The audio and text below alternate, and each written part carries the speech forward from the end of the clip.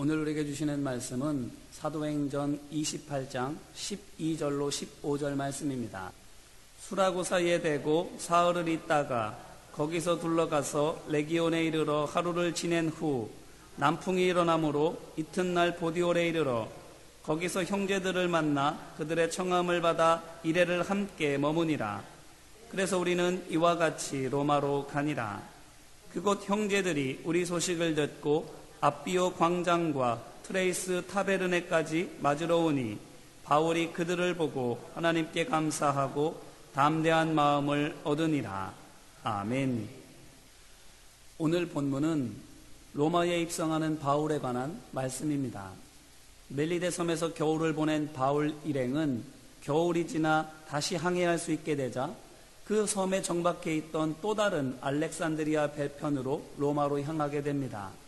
그런데 오늘 말씀을 보니 여느 때와 마찬가지로 로마로 가기까지의 여정을 상세히 기록해 놓았습니다. 이를테면 12절에 있는 대로 수라구사에 3일간 체류했다가 13절에 있는 것처럼 레기온으로 가서 하루를 머문 뒤에 항해하기에 안성맞춤인 남풍이 부는 것을 보고 곧장 출항해서는 바로 그 다음날 로마 근처에 있는 보디올이라고 하는 항구에 도착하고 거기에서 7일 동안 체류한 뒤에 육로로 로마까지 가는데 이 모든 여정을 순서대로 또한 머문 날수도 포함해서 자세히 적어놓고 있는 것입니다. 그러고 보면 사도행전은 마치 보고서 같습니다. 왜냐하면 초대교회의 주요 인물들에 대하여 곧 그들이 어디에 머물렀는지 누구와 동행했는지 그리고 무엇을 했는지에 대하여서도 꼼꼼하게 전하고 있기 때문입니다. 이 사도행전을 누가복음의 저자요 바울과 마지막까지 함께한 동역자인 누가가 썼다고 하는데 그렇다면 누가는 왜 이렇게 사도행전을 보고서 양식으로 꼼꼼하게 기록해 놓은 걸까요? 누가복음의 경우에는 누가복음 1장 3절로 4절에서 누가가 저술한 동기를 언급하고 있는데 바로 데오빌로 각하라는 사람에게 예수님에 대하여 조금 더 자세히 알려줄 목적으로 썼다라고 밝히고 있습니다. 또한 사도행전을 보면 누가복음을 마치 1편인 것처럼 말하면서 사도행전을 누가복음 후에 일어난 일에 대하여 데오빌로에게 보고하는 것처럼 곧 2편인 것처럼 전하고 있습니다.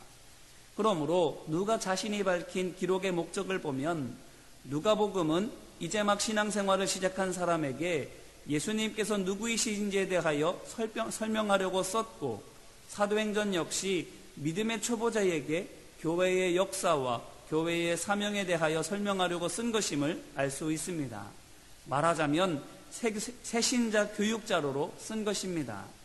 물론 고대 문학을 보게 되면 누가복음과 사도행전처럼 권위 있는 사람에게 보내는 편지나 보고서 양식으로 된 글들이 많이 있기 때문에 누가복음과 사도행전이 이제 막 교회에 발을 들여놓은 데오빌로라고 하는 로마 고위 공무원을 위한 기독교 입문서라고 단정 지을 수만은 없습니다.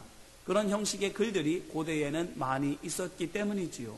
하지만 예수님과 교회에 대하여 꼼꼼하게 전하고 있을 뿐만 아니라 친절한 설명도 덧붙이고 있기 때문에 얼마든지 그런 용도로 사용되었으리라고도 생각해 볼 수 있습니다. 그런 점에서 누가의 주된 관심사가 무엇인지를 알 수 있습니다. 바로 예수님을 알지 못하는 사람에게 곧 신앙생활을 막 시작한 사람에게 정확하게 하지만 이해하기 쉽도록 예수님과 교회에 대하여 알려주는 것입니다. 말하자면 믿음이 약한 성도를 돕는 것이 그의 주된 관심사였다라는 것입니다. 그런데 이 사실이 왜 중요합니까? 그것은 바로 앞서 말씀드렸던 것처럼 누가는 바울과 한 몸이라 해도 과언이 아닐 만큼 가까운 사람이기 때문입니다. 이 말인즉슨 누가가 관심하고 있는 바는 바로 바울이 관심하고 있는 것이다 라는 것입니다. 그러므로 바울도 예수님을 알지 못하는 사람들에게 정확하게 하지만 이해하기 쉽도록 예수님에 대하여 설명하려고 했음을 우리는 알 수 있는 것입니다. 이제껏 바울이 한 말을 기억해 보시기를 바랍니다. 언제 어디서나 복음에 대해서 또한 예수님에 대해서 자세하게 풀어서 설명하지 않습니까? 심지어는 공회 앞에 섰을 때에도, 재판을 받고 있을 때에도 저는 그저 죄가 없습니다라고 말만 하면 되는데 굳이 복음을 전하고 또한 그에게 전가진 죄과와는 아무 상관없는 유대의 역사에 대하여서도 복음의 관점에서 구구절절 해석해서는 예수님께서 정말로 그리스도이심을 밝히고 있지 않습니까? 그 덕분에 유대인들의 화를 돋구어서는 당하지 않아도 될 고난을 스스로 자초하고 있기까지 하고 있지 않습니까? 하지만 이 모든 노력이 다 무엇을 위해서라고요? 예수님을 모르는 그들에게 예수님을 알리기 위해서입니다. 곧 들으면서 자연스럽게 복음을 이해할 수 있도록 오해와 편견을 버리고 하나님의 구원 역사에 대하여 새로운 눈을 떠서는 깨닫고 주님께로 나아올 수 있도록 그렇게 말을 해주고 있었던 것입니다.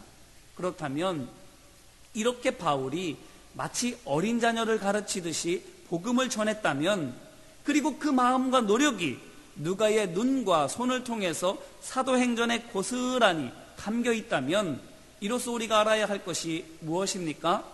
바로 우리 역시 하나님을 모르는 사람들에게, 그리고 믿음의 갓난 아기 같고 어린아이와 같은 성도들에게 영적 부모가 되어주어야 한다라는 것입니다. 고린도전서 3장 1절로 2절 말씀입니다. 형제들아, 내가 신령한 자들을 대함과 같이 너희에게 말할 수 없어서 육신에 속한 자 곧 그리스도 안에서 어린아이들을 대함과 같이 하노라. 내가 너희를 젖으로 먹이고 밥으로 아니하였노니 이는 너희가 감당하지 못하였음이거니와 지금도 못하리라. 아멘. 보십시오. 고린도 교회 성도들을 바울이 믿음의 기초부터 차근차근 가르쳐주고 있지 않습니까? 참고 인내하면서 돌보고 있지 않습니까? 이제 이 말씀으로 우리 자신을 돌아보기를 간절히 바랍니다. 우리는 어떻습니까? 왕처럼 나를 따르라고 하면서 군림하고 있습니까? 아니면 종처럼 제가 돕겠습니다라고 하면서 섬기고 있습니까? 또한 말이 통하는 사람과만 함께하고 될성 싶은 떡잎에만 관심을 주고 있습니까? 아니면 알아듣지 못하는 사람에게도 관심을 주고 있습니까? 쉽게 이해할 수 있도록 잘 풀어서 설명하는 데에, 그래서 어떻게든 그 사람으로 하여금 믿음과 인격과 삶이 자라나갈 수 있도록 시간과 노력을 우리는 기울이고 있습니까? 바라기는 누가처럼, 그리고 바울처럼 부모의 믿음과 어른의 마음으로 연약한 믿음의 형제자매들을 돕는 우리 모두가 되기를 주님의 이름으로 기원합니다.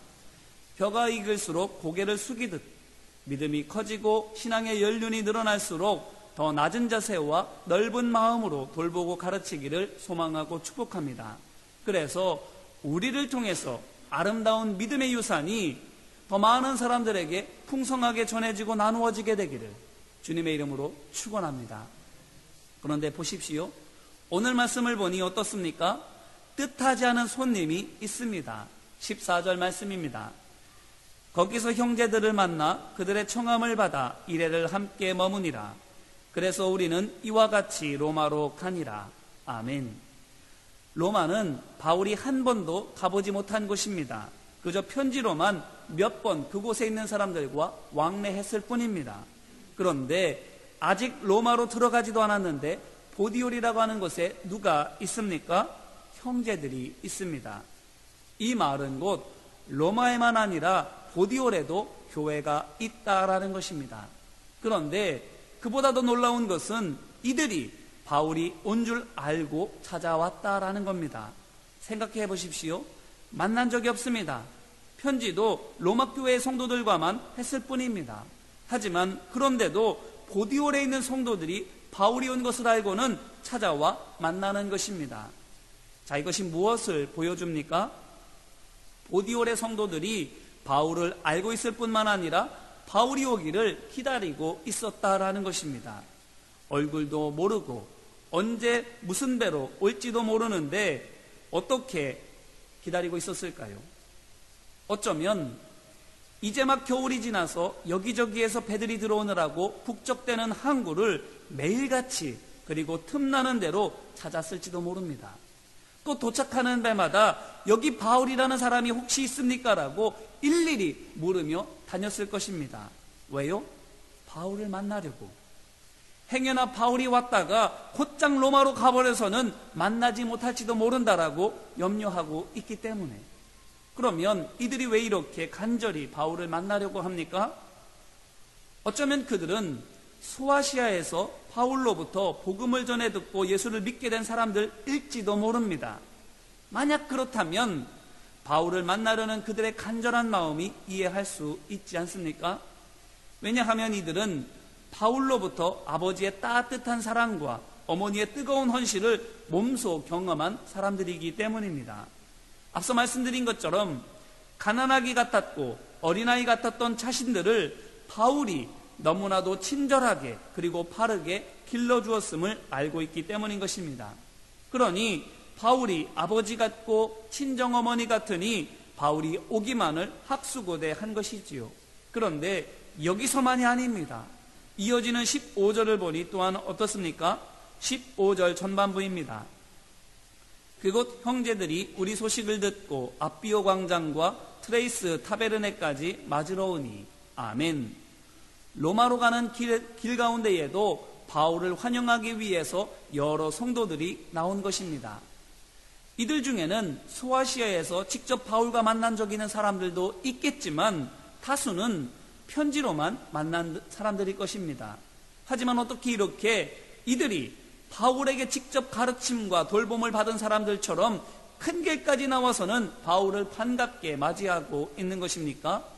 그것은 바울을 만났던 사람들에게 바울의 사랑과 헌신에 대해서 휘가 따갑도록 들었기 때문일 것이고, 또한 로마 교회로 보낸 편지들을 통해서도 그 속에 담긴 바울의 마음을 알았기 때문일 것입니다. 그러니 직접 보지 못했어도 언제나 함께 있는 것처럼 가깝게 느껴지게 되는 것입니다. 자, 이 모습을 보고 바울이 어떻게 합니까? 오늘 말씀 15절 후반부입니다. 바울이 그들을 보고 하나님께 감사하고 담대한 마음을 얻으니라. 아멘. 생각해 보십시오. 얼마나 감격스럽겠습니까? 내가 애지중지 기른 자녀가 자라서 훌륭한 부모가 되었으니, 그래서 자녀들을 내가 그렇게 해준 것보다 더 잘 길러주었으니 얼마나 기특하고 대견하겠습니까? 그렇기 때문에 이 모든 것이 다 하나님의 은혜입니다라고 바울은 하나님 앞에 감사하는 것입니다. 뿐만 아니라 그들을 바라보면서 바울이 이제까지 내가 잘 해왔구나, 앞으로도 이렇게 하면 되는 거구나 라고 담대한 마음을 갖게 되는 것입니다. 이제 이 말씀으로 우리 자신을 다시 한번 돌아보기를 바랍니다. 우리는 어떻습니까? 지금까지 우리가 걸어왔던 길들을 돌아보면서 모든 것이 다 하나님의 은혜였다라고 감사할 수 있습니까? 또한 그 길 가운데에 우리가 해왔던 일들을 보면서도 이게 정말로 하나님께서 원하셨던 거구나, 내가 이제까지 잘 해왔구나라고 보람과 긍지를 느낄 수 있습니까? 그리고 앞으로도 이렇게만 하면 되겠구나라고 앞날에 대하여서도 기대와 소망을 갖고 있습니까? 아니면 우리의 삶을 돌아보면서 하나님 앞에 감사보다는 부끄러움이 앞서고, 그래서 우리가 한 일에 대하여서도 이게 하나님의 뜻이 아니었구나, 여태 나는 엉뚱한 것만 하고 있었구나, 이제 그러면 앞으로 어떻게 해야 하나 실망하고 염려하고 있지는 않습니까?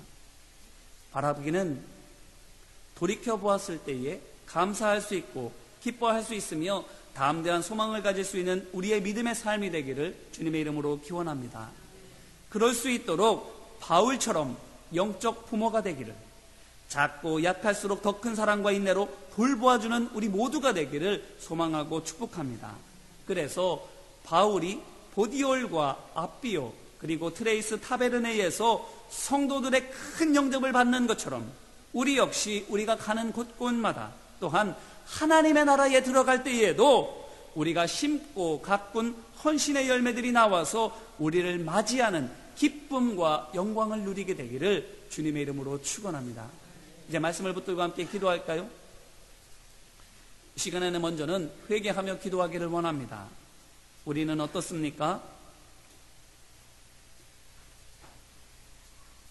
영적 부모가 되어서 연약한 성도들, 하나님을 알지 못하는 잃어버린 자들을 위해서 헌신하고 있습니까? 아니면 말이 통하는 사람, 내가 함께하기 원하는 사람, 또는 사울처럼 능력 있는 사람과만 함께하려고 하고 있지는 않습니까? 훌륭한 부모가 되기보다는 그저 받기만을, 내 것만 누리기만을 바라고 있지는 않습니까? 그래서 우리 스스로를 돌아보았을 때에 하나님의 뜻대로 살지 못했고, 그래서 지금 나의 삶이 후회스럽고 앞으로도 어떻게 될지 막막하다면 이 시간 회개하며 돌이키게 되기를 원합니다. 하나님 앞에 용서함을 구하며 새롭게 되기를 원합니다. 함께 기도하겠습니다. 은혜와 사랑 많으신 아버지 하나님, 이제까지의 여정을 돌이켜볼 때에 바울은 하나님의 말씀을 어떻게든 잘 설명하려고, 복음을 어떻게든 하나님을 알지 못하는 사람들, 예수를 믿지 못하는 사람들에게 증거하려고 애를 썼습니다. 연약한 자들을 무시하지 않았고 잘 모르는 사람들을 책망하지 않았습니다. 어떻게든 사랑으로 돌보고 인내로 섬겼습니다. 그 열매를 로마로 가는 길에 보고 있습니다. 그 열매들을 지금 만나고 있습니다. 내가 직접 만나서 길렀던 사람들, 그 사람들이 아니더라도 나의 편지를 통해서 감동받고 하나님을 바로 알게 된 사람들, 그들을 지금 보고 있습니다. 아버지 하나님, 이와 같이 우리가 거둔 씨앗을 열매로 거두는 것들을 목격할 수 있는 우리가 되고 있지는 않는지, 아니면 뿌리기는 열심히 뿌린 것 같았는데 거두는 것이 없이 여전히 황량한 채로 남아있지는 않은지 우리의 삶의 밭을 돌아볼 수 봅니다. 아버지 하나님, 황량하다면, 열매가 없다면, 앞으로 어떻게 해야 할지 걱정스럽다면 아버지 하나님, 우리의 마음을 돌이켜 주님 앞에 회개하오니 주님 용서하여 주옵소서. 영적 부모가 되지 못했음을, 사랑으로 인내로 섬기지 못했음을, 그저 받기만을 원했지 주지 않았음을 이 시간 고백하며 주님 앞에 용서를 구하오니 주님 불쌍히 여겨주시고 성령의 은혜로 다시금 자랄 수 있도록, 키울 수 있는 영적 부모가 될 수 있도록 아버지 하나님 함께하여 주옵소서. 오늘 시간 간구하며 기도하기를 원합니다. 주님, 믿음의 눈을 열어 보게 하여 주시고 사랑하는 마음을 주셔서 나도 영혼을 낳고 기를 수 있는 사람 되게 하여 달라고 이 시간 간구하며 함께 기도하겠습니다. 은혜와 사랑 많으신 아버지 하나님, 이제까지 만난 수많은 사람들이 있는데 그 사람들을 제자로 삼고 있었는지, 복음을 전하고 십자가의 사랑으로 돌봄으로 말미암아 믿음의 열매들을 그들을 통해서 거두고 있는지 우리 자신을 돌아보며 하나님 앞에 회개하여 싸우니 이 시간 간구하며 기도할 때에 우리 마음속에 믿음을 주옵소서, 천국의 소망을 주옵소서, 십자가의 사랑을 주옵소서. 내가 주님으로부터 사랑받았으니 그 사랑을 베풀어 줄 수 있는 너그러운 영적인 부모가 되기를 위하여 간구하며 기도하오니 아버지 하나님, 부모의 자격을, 주모의 마음을, 부모의 능력을 주옵소서.